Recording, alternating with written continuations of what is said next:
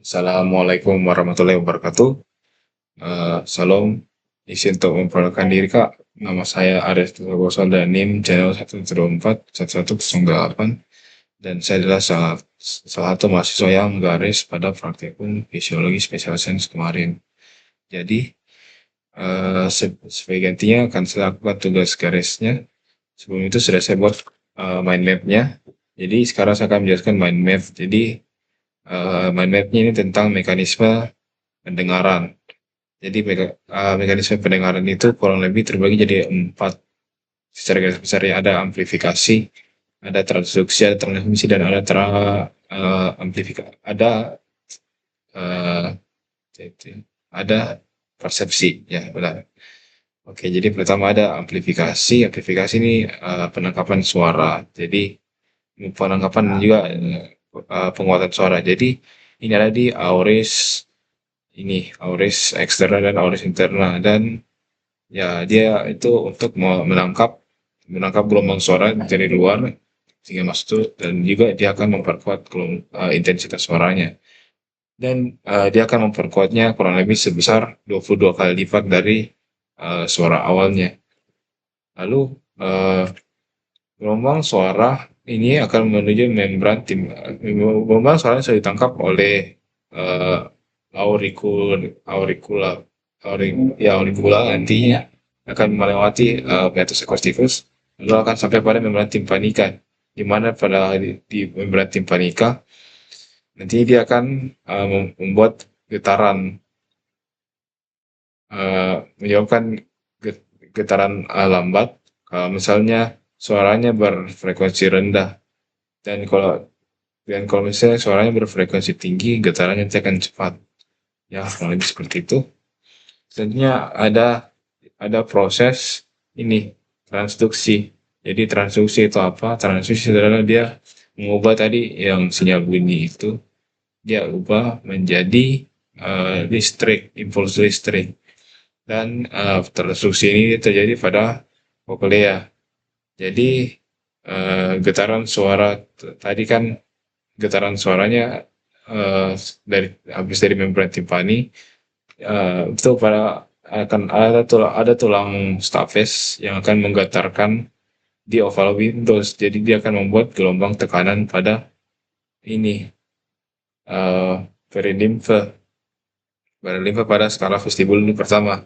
Lalu dari skala vestibuli kemudian dia akan ke skala timpani, lalu dia akan ke ini round windows. Habis dari itu kemudian gelombang perilemfa itu juga nanti dia akan bergetar. Karena dia bergetar, nanti akan pokoknya membran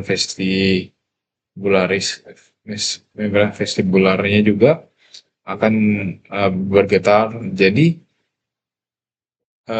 karena di membran vestibular itu kan perbatasannya antara ini apa namanya, skala vestibul dan skala media.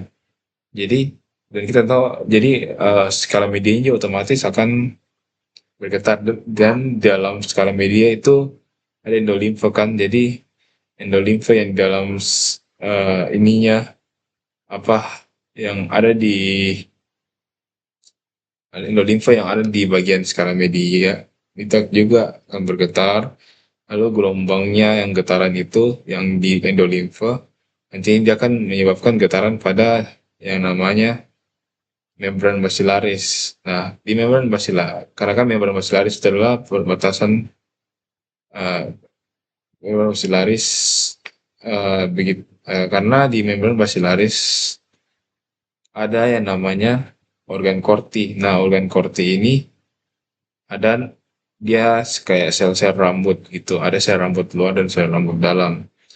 Nah, karena getaran itu sel rambut ini sel Corti. Sebelum itu ada namanya tipling. Jadi tipling itu ujung-ujung sel rambut dihubungkan dengan namanya tipling.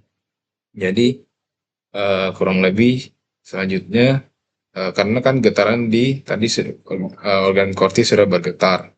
Jadi ini nih yang sel-sel rambutnya juga ikut ini dia bakal apa namanya eh ininya apa namanya meregang ya, meregang. Jadi tip linknya bakal meregang. Jadi ter ini ter apa ter pokoknya dia bakal menekuk ke arah atas, sehingga apa? Sehingga terjadi yang namanya depolarisasi karena kanal K+ itu terbuka. Jadi kalium masuk ke dalam sel sehingga terjadi depolarisasi. Nah, karena sudah terjadi depolarisasi, maka ada yang namanya ini neurotransmitter. Neurotransmitter yang ada itu, itu adalah glutamat. Nah, sudah lalu kemudian kita masuk pada tahap transmisi. Nah, apa itu tahap transmisi? Jadi tahap transmisi adalah eh, hmm, dia pokoknya dia antar tadi itu impuls listrik yang sudah dihasilkan pada proses transduksi menuju medula oblongata dan pons. Lalu selanjutnya juga ada namanya proses persepsi. Jadi persepsi itu proses pengenalan ininya ini, pengenalan suaranya. Jadi bisa ditahu ini suaranya, anggaplah kayak ribut, ditahu ini ribut, pelan, betul ditahu ini pelan. Kalau lebih seperti itu. Jadi bagaimana proses transmisi dan persepsi ini? Jadi tadi kita lanjut, sebelumnya kita ngulang lagi kan tadi terjadi depolarisasi karena terbuka ion K+ sehingga ini nih, sehingga organ korti ini nanti dia akan lepas yang namanya dari glutamat. Jadi glutamat ini dia akan merangsang impuls ke neuron sensorik. Lalu impuls saraf sensoris itu nanti dialirkan melalui aksons akson yang eh, membentuk cabang koklearis, yang ya, pokoknya dia akan membentuk cabang koklearis dari nervus 8. Lalu hmm, pokoknya terus itu aksonnya tadi, akson nervus koklearis itu dia akan bersinaps pada nukleus koklearis di medula oblongata bagian ipsilateral, ya ipsilateral. Nah, karena itu maka sebagian akson nukleus koklearis melakukan penyilangan menjadi apa ya, eh, intinya dia akan menuju korik, coriculus inferior dan juga nukleus geniculata medial, ya medial, dan kini dia akan berakhir di ya area auditorik primer atau bagian kurang lebih area 3940, atau ada sumber lain juga bilang 4142, yang berada intinya di lobus temporal. Baik, selanjutnya eh, aks itu lalu sebagian kayak kan itu semua sebagiannya. Nah, sebagian lagi akson ini nukleus koklearisnya dia akan berakhir pada nukleus di eh, dia akan berakhir pada nukleus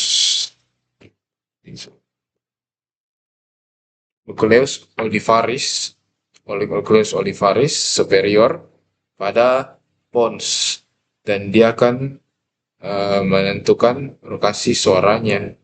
Jadi jadi tadi itu kan ada sebagian, nah sebagian itu tadi itu untuk supaya kita tahu ini eh, ini suara apa begitu. Nah, sebagian lagi ini sebagiannya yang tadi yang baru saya jelaskan ini untuk mengetahui lokasinya suara dari mana, mungkin dari kanan kita atau mungkin dari kiri kita.